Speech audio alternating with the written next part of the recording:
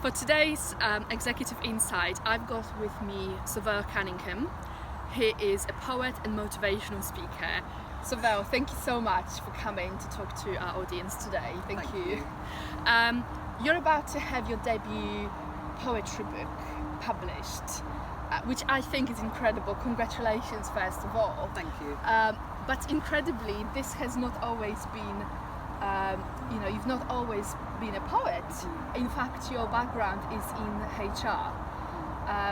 Can you tell us a little bit more about what you did in your last job, just to paint a picture? Yeah, absolutely. Thank you. My last job was in a distribution organisation, and it's for the head of HR. So I dealt with everything to do with people, so employee relations, policies, ISO, you name it. It came under the umbrella of my particular job, my job role.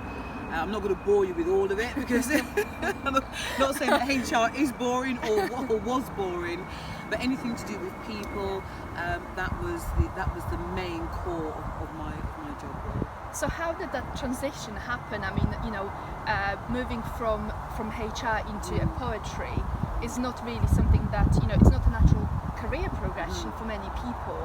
What inspired you to make that transformation for yourself? The one thing about HR is that it calls for your communication skills and also your writing skills. We can imagine the different things that you're having to manage with people. Yeah. One label doesn't suit everybody. So when you're having conversations, when you're writing letters, you're really engaging with the person.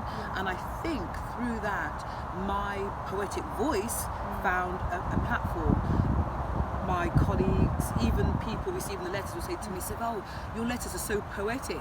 And I think that was my poetic voice, was trying to find a way to be released, and it came through in my letter writing, my policy writing. Even that might sound weird. And then eventually I started listening to that voice and decided to explore poetry at a deeper level. I mean, often people who do make such a dramatic change of careers do it for a higher purpose. There is something that is driving them, a passion within them that is just so strong. It's really difficult to kind of to not listen to it. What is your purpose for writing? I think my purpose is to give other people a voice. If I can go back to HR, one of the things that I found there were some people weren't able to articulate themselves very well, and I think when you have poetry, it's a loud hailer for other people. It says something that they understand but can't necessarily put into their own words. So I think the higher purpose there is to give people a platform, to also give them an understanding of where they are and where they actually are, and there is a way out of that as well. It doesn't stop with the frustrations. They can actually find a way out as well, a way forward rather, a way forward. And that is really music to my ears, because our higher purpose at Forte is to help people find that voice that is making a positive difference in the world. It's about inspiring and empowering people to kind of do good in the world. And what you are saying, you are, almost achieving similar things by actually writing poetry and helping people find that voice. Yes, you have to. And poetry is so different because every poet, I'm not going to speak for all the poets in the world, but some poets have their own voice, their own frustration, which comes through in their poetry. Some people have poetry about nature. My poetry is about people and finding resolutions, finding a way forward, finding understanding, so they can progress in their own lives and not feel stuck, not to feel stuck in life. I mean, there was something really beautiful about that I read about yourself that said your poetry is also about telling the truth, which I found really inspirational. Can you tell us a little bit more about what you mean by that? So poetry and speaking the truth. So when you imagine if you're in an office environment and there's an office truth, maybe a culture truth, but it doesn't allow the person themselves to speak their own truth, because they're having to maybe follow a set of rules or follow policies, and those policies are there for valid reasons. But when you speak your own truth, it comes from a deeper place of knowing. It doesn't upset other people, it doesn't go out to destroy or harm. So having an innate truth actually helps other people to find their own voice, and therefore you're sending out a very different message if you're thinking this is the only truth, but it's not. You're not saying it from that point of view. You're saying it from a deeper place of knowing that doesn't set out. The intentions are always for good, always for good. You say it's a win-win situation. It's always there for the greater good. So what you're saying is that knowing your personal values is so important, and being true to yourself and having that integrity. Yes, absolutely. And values, like you say, values are so important. If not, they're gold, really. Because if you don't know your values, you can live life in frustration all the time, or agitations. You find yourself in situations that do not resonate with yourself. But once you know your values and you can articulate those values, it can change your world. You can find you find what is really innate for you. You find yourself when you know your values. Interesting.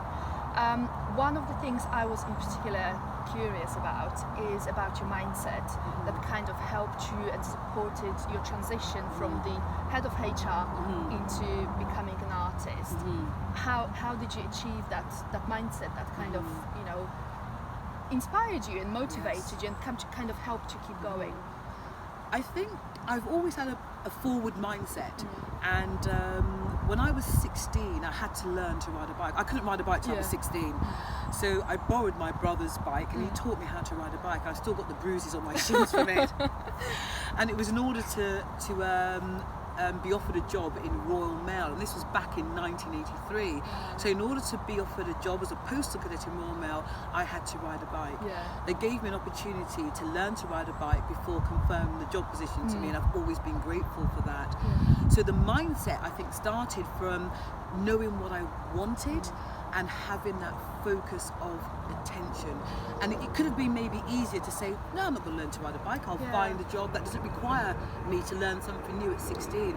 But I was prepared to go through the pains, the falls, because I knew it was the right thing for me. So having a focus of attention, knowing exactly what you want and whether it's right for you, that it's not what somebody thinks is right for you, it's knowing what's right for you, and just keeping a focus of attention, and that will help you with your mindset. So you're always looking forward in regards to whatever you're doing, not comparing it to something that's past.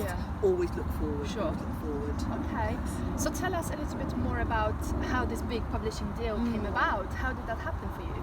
So I just said about not taking you back, but I'm going to have to take you back to I'll take you to a moment, and the moment is last October, and I was at a workshop in Findhorn in Scotland, and Robert Holden, he's a Hay House author, he was leading this workshop. It's called A Course in Miracles, and we were talking, and I mentioned about poetry, and he's also mentioned about his love of poetry as well, and he asked me to share some poetry at the session.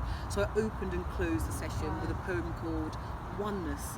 And after I'd shared that, one of the other delegates approached me to see whether or not I'd been published. If not, she said my publisher would be interested in your work. For whatever reasons, I didn't follow that up at the time. And then skip forward, it's earlier this year, and I'm watching a video on social media with Michael Beckwith. And I thought, what a lovely, warm interview. The interviewer was really nice, delicate, nice questions. And I thought, I'll need to look that interviewer up. So I'm searching, and I found him. And lo and behold, it turned out to be the publisher of the author who had approached me at the course in Findhorn last October. So I emailed him, and that's Sean at that guy's house, and we got speaking. I shared my vision, my purpose, my background, my own story, and he heard some of my work, and he welcomed me on board as part of his authors team. He has a team of authors, so I'm really pleased. Wow, really congratulations. Pleased. Thank you. So tell us a little bit more about when the book is going to be published, when we can get it, and when we can see you next. So the release date for the book is the 28th of October.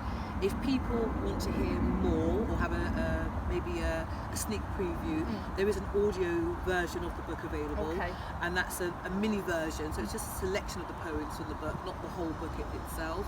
They can also connect with me on Instagram at Sovel Spoken, and they can also, if they search for me, they can see some local spoken mic events that I'll be attending. But also I'll be attending one here in Slough, because Slough is my birth town, at the Curve, which is the local library, and that's the Authors Showcase on the 25th of September between 7:30 p.m. and 8:30 p.m. and they can ask me questions, and there'll also be some audio available of my poems as well. Wow, fantastic. Thank you so much, Sovel, for coming to see us today and to obviously talk to our audience. Thank you, Magdalena.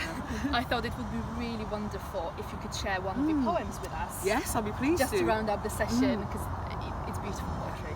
Now, I normally do it on paper, but I have it on my phone rather than bits of paper.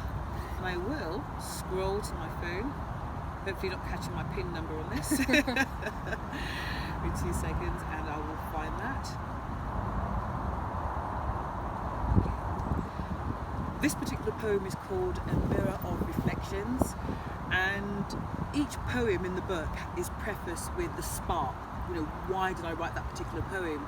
So what I'll do, I'll read the spark and then I'll go into the poem. Okay. So life honours us with ample opportunities to learn.